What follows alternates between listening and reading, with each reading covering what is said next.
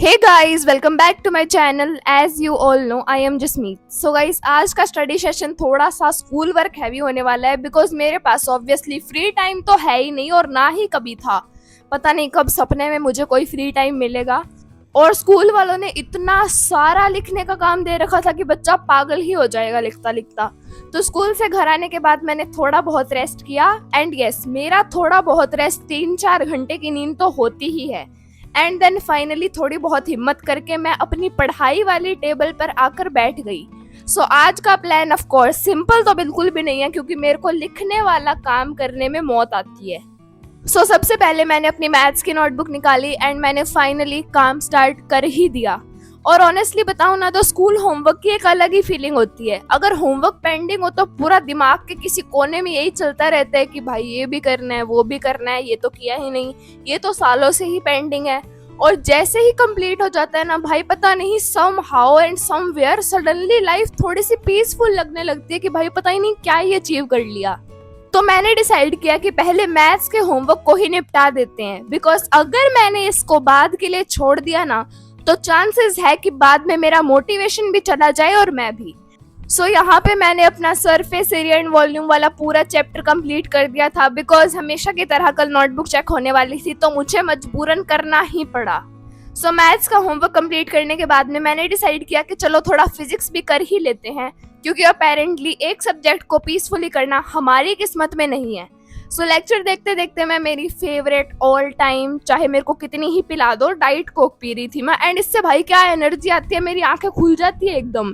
पहले तो ऐसे लगता है कि पता ही नहीं मैं कितने सालों से नहीं सोई, मेरी अरबों खरबों सालों की नींद अभी तक बाकी है। एंड इसको पीते ही क्या मेरी आंखें खुलती है, मेरे अंदर एकदम इंस्टेंट वाली एनर्जी आ जाती है। बट एनीवेज, मैं देख रही थी इलेक्ट्रिसिटी वाले चैप्टर के लेक्चर जो कि मेरे बहुत सारे ही पेंडिंग है एंड मेरा पढ़ने का सीरियसली बिल्कुल भी मन नहीं करता आजकल। तो मेरे से फालतू के आलतू फालतू काम कितने ही करा लो, बस पढ़ाई मत करवाओ।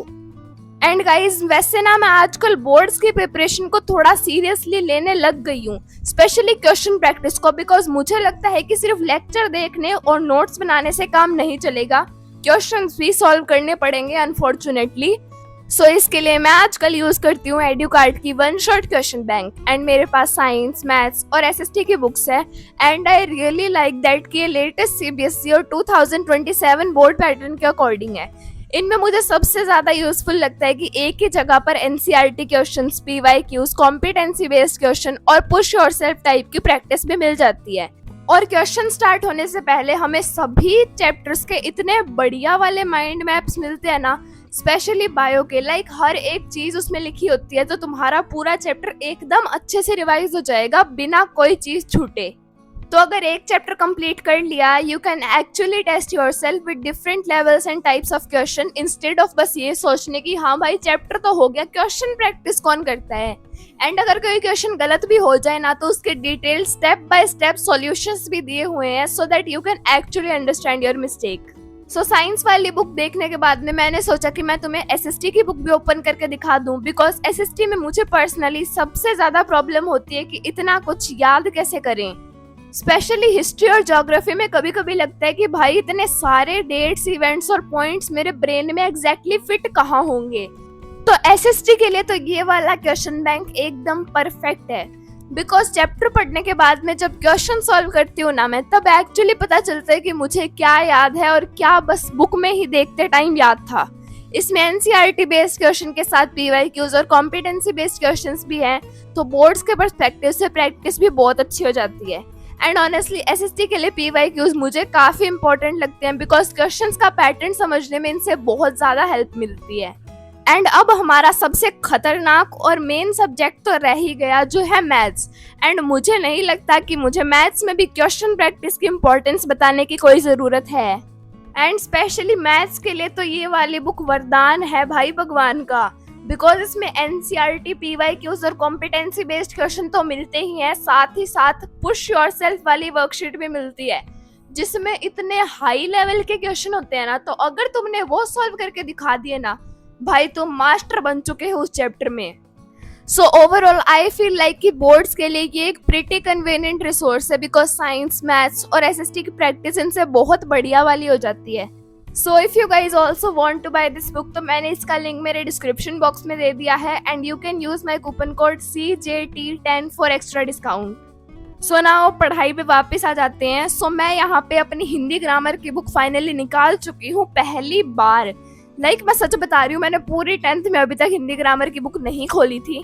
सो मैं यहाँ पे मेरे कल के टेस्ट के लिए प्रिपेयर कर रही थी जिसमें हमारा टेस्ट था वाक्य का एंड अपेरेंटली अब मेरे सेंटेंसेस भी मुझे टेस्ट करने वाले हैं। वाक्य टॉपिक देख के लगता है कि हाँ ये तो इजी है, हिंदी ग्रामर कितना ही डिफिकल्ट होगा। बट जैसे ही पढ़ना स्टार्ट किया मुझे रियलाइज हुआ कि ग्रामर का कॉन्फिडेंस भी ना बड़ा टेम्पररी होता है। बुक खोली तो लगता है कि हाँ सब आता है और बुक बंद करो तो ब्रेन बोलता है कि सॉरी ये इन्फॉर्मेशन तो हमने सेव नहीं करी। एंड यस गाइस, मैं यहाँ पे मेरी स्कूल की बुक से ही पढ़ रही थी। सो मैंने पहले ना टॉपिक्स को एकदम प्रॉपरली रिवाइज किया। रिवाइज तो क्या ही किया, पहली बार पढ़ा मैंने स्पेशली डेफिनेशंस और डिफरेंट टाइप्स को, बिकॉज मुझे बस रट्टा मारने के बजाय एग्जाम्पल्स देख के समझ आता है कि क्वेश्चन को आइडेंटिफाई कैसे करना है। एंड मैंने सब कुछ रिवाइज करने के बाद में कुछ क्वेश्चन प्रैक्टिस भी किए थे एंड अपेरेंटली वो मेरे सारे सही निकल गए, पता नहीं कैसे। एंड अगर आप लोग मेरी वीडियोस रेगुलरली देखते हो ना तो आपको पता होगा कि मैं हिंदी तो पढ़ती ही नहीं हूँ, तो हिंदी ग्रामर तो भूल ही जाओ। लेकिन कल टेस्ट था तो मुझे मजबूरन पढ़ना ही पड़ा, क्योंकि अगर मैं नहीं पढ़ती ना तो भाई मेरे सच बता रही हूँ इसमें तो बिल्कुल भी नंबर नहीं आते। क्योंकि जब मैम ने ये टॉपिक कराया था मैं एब्सेंट थी। एंड एब्सेंट मैं किस वजह से थी, मैंने सोचा कि मैं घर पे रह के ज्यादा पढ़ाई कर लूंगी, स्कूल में तो क्या ही पढ़ाई होती है। एंड उसी दिन ये टॉपिक पढ़ा दिया। भाई किस्मत हो तो मेरे जैसी हो। एंड वीडियो में तो बस मैंने वाक्य वाला पोर्शन दिखाया, उसके बाद में मैंने समास भी पढ़ा था। अगर मेरे को गलती से टाइम मशीन मिल गई ना, मैं पीछे जाके ना सबसे पहले उस इंसान को निपटाऊंगी जिसने समास बनाया। कोई भी 2 शब्दों को लेकर उस शब्द को छोटा कर दो। क्यों भाई, देश में शब्दों की कमी हो गई थी?